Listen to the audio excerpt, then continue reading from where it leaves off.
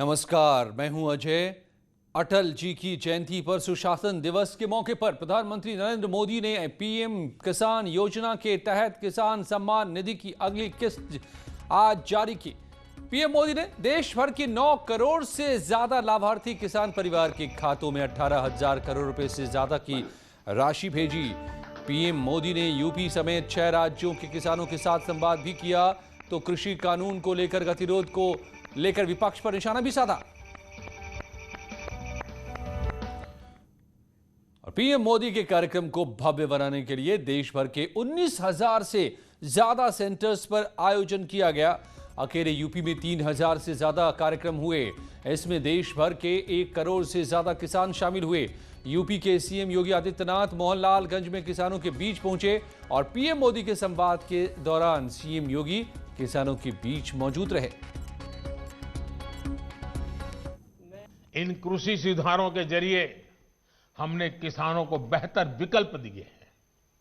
इन कानूनों के बाद आप जहां चाहे, जिसे चाहे अपनी उपज बेच सकते हैं।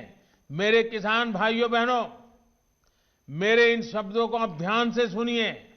मैं फिर से कह रहा हूं कि आप अपनी फसल को जहां चाहे आप निर्णय करके बेच सकते हैं। आपको जहां सही दाम मिले आप वहां पर उपज बेच सकते हैं।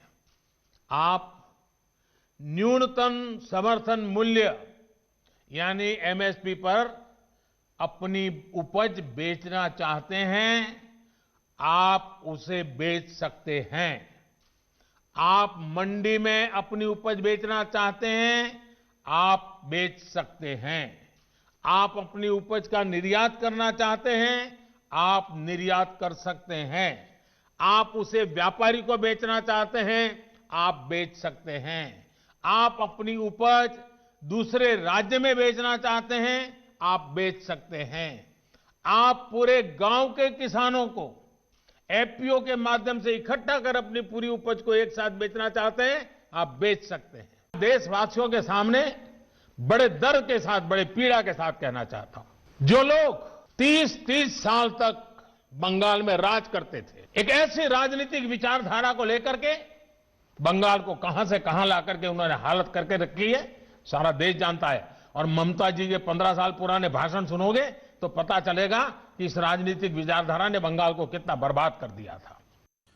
तो पीएम मोदी ने किसान फसल बीमा के लाभार्थी किसानों के साथ आज संवाद किया और इस क्रम में यूपी के महाराजगंज जिले के किसान राम गुलाब से भी बात की। वहीं मुजफ्फरनगर में केंद्रीय मंत्री संजीव बालियान ने किसानों को तोहफे बांटे। फसल बीमा के लाभार्थियों से बात करते हुए पीएम मोदी ने यूपी के कई जिलों के किसानों से सीधे संवाद किया।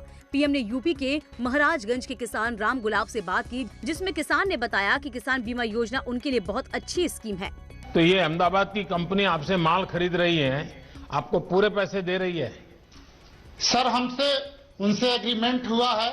हम पहले 10 से 15 रुपए किलो हम उसको बेच देते थे लोकल मार्केट में, और उनसे हमसे 25 रुपया का एग्रीमेंट हुआ है और वो हमारे घर से लेके जाएंगे। अरे वाह!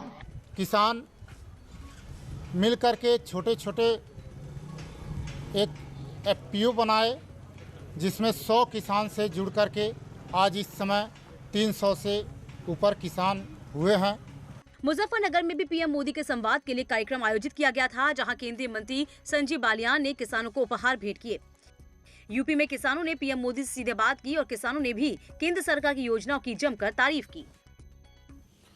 और पीएम के कार्यक्रम के दौरान केंद्र सरकार के ज्यादातर मंत्री किसानों के बीच मौजूद रहे। केंद्रीय गृह मंत्री अमित शाह महरौली दिल्ली और पीयूष गोयल हापुड़ में शामिल हुए, तो वित्त मंत्री निर्मला सीतारमण दिल्ली और केंद्रीय मंत्री स्मृति ईरानी अपने संसदीय क्षेत्र अमेठी में किसानों के बीच पहुंचे। वहीं केंद्रीय मंत्री धर्मेंद्र प्रधान ने ओडिशा के जगतसिंहपुर जिले के एरास्मा में प्रधानमंत्री मोदी का संवाद सुना। यहां किसानों के बीच बैठकर केंद्रीय मंत्री ने पीएम की बातें सुनी। आज पीएम ने अलग अलग हिस्सों में किसान चौपाल का आयोजन किया था। इसी के तहत केंद्रीय मंत्री धर्मेंद्र प्रधान ओडिशा में मौजूद रहे, किसानों के भ्रम को दूर करने की यहां कोशिश की। उनको भी किसान क्रेडिट कार्ड दे रहे हैं, ये लाभ उनको भी अब दिया जा रहा है। तो दरअसल जब प्रधानमंत्री मोदी महासंवाद कर रहे थे, करोड़ों किसान उन्हें सुन रहे थे। उसी वक्त पूरे मंत्रिमंडल के लोग, समूचे बीजेपी की सरकारों के लोग, चाहे वो केंद्र के हों या राज्यों के हों, वो जनता के बीच पहुंचे थे, किसानों के बीच पहुंचे थे। हर जगह किसान इकट्ठे थे और हर जगह इस भाषण को, पीएम मोदी के संवाद को सुना गया। कोशिश ये कि जो कानून, कृषि सुधार का कानून लेकर आई है सरकार, जिसका विरोध कर रहे हैं कुछ लोग, वो कैसे फायदेमंद है किसानों के लिए, ये बताने की कोशिश। आज सीएम योगी आदित्यनाथ ने लखनऊ के मोहनलालगंज में किसानों के बीच रहकर यह संवाद सुना। इस दौरान सीएम योगी ने प्रधानमंत्री मोदी की तारीफ भी की। देश भर के 19,000 सेंटर्स पर जुड़े किसानों के बीच सीएम योगी लखनऊ के मोहनलालगंज में पीएम मोदी की बात सुनी। किसान संवाद में शामिल सीएम योगी ने किसानों को सम्मान के साथ सौगात दी। पीएम मोदी की तारीफ करते हुए सीएम योगी ने कहा कि एमएसपी पीएम की देन है, जिससे किसान लाभान्वित हो रहे हैं। प्रधानमंत्री किसान सम्मान निधि का लाभ प्रदेश के 2 करोड़ 30 लाख किसानों को प्राप्त होने वाला है। मैं इस अवसर पर प्रधानमंत्री मोदी जी के प्रति हृदय से धन्यवाद देते हुए, आभार व्यक्त करते हुए अपने प्रदेश के सभी 2 करोड़ 30 लाख किसान भाइयों को हृदय से मैं इस अवसर पर बधाई देता हूं। इसके पहले भारत रत्न पूर्व प्रधानमंत्री अटल बिहारी वाजपेयी की जयंती को बीजेपी सुशासन दिवस के रूप में मना रही है। वाजपेयी की 96वीं जयंती पर सीएम योगी ने लोक भवन में उनकी प्रतिमा पर पुष्प अर्पित किए। इस मौके पर सीएम योगी के साथ मंत्रिमंडल के कई सहयोगी शामिल थे। और किसानों के साथ संवाद में डिप्टी सीएम केशव मौर्य भी कानपुर से जुड़े, जहां किसानों को सौगात दी। पीएम के संबोधन के बाद डिप्टी सीएम ने किसानों का सम्मान किया। केशव मौर्य ने विपक्ष पर वार करते हुए कहा कि विपक्ष किसानों पर राजनीति करती है। रायबरेली में पीएम का संवाद सुनने के लिए डिप्टी सीएम दिनेश शर्मा मौजूद थे। यहां पर डिप्टी सीएम ने कहा कि उनकी सरकार किसानों की आय दुगनी करने की ओर बढ़ रही है। भड़काने के लिए मुद्दे नहीं मिल पा रहे, क्योंकि और किसी मुद्दे पर हमारी केंद्र सरकार और प्रदेश सरकार के खिलाफ या कहीं टिक नहीं सकते। भाइयों बहनों, इनके पास वो साहस नहीं है। और केंद्रीय मंत्री स्मृति ईरानी पीएम के संवाद के मौके पर अमेठी में रही। इस दौरान हलियापुर में केंद्रीय मंत्री ने पीएम आवास योजना के तहत लाभार्थियों को आवास के प्रमाण पत्र बांटे। पेंशन योजना के लाभार्थियों को भी पत्र बांटे गए। ये मेरा परम सौभाग्य था कि जब आपके मध्य में मैं आई तो आपने मुझे भाजपा की प्रत्याशी के नाते नहीं, बल्कि एक बहन के नाते स्वीकार किया और दीदी कहकर मुझे बुलाया। टूटे हुए तारों से फूटे वासंती स्वर, पत्थर की छाती में उगाया नव अंकुर, झरे सब पीले पात, कोयल की कुहुक रात, प्राची में अरुणिमा की रेख देख पाता हूँ, गीत नया गाता हूँ। जी, आज पूर्व प्रधानमंत्री अटल बिहारी वाजपेयी की 96वीं जयंती भी है।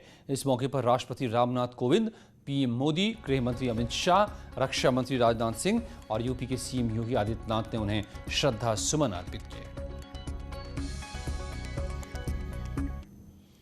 तो पूर्व प्रधानमंत्री अटल बिहारी वाजपेयी का बलरामपुर से बहुत पुराना नाता रहा है।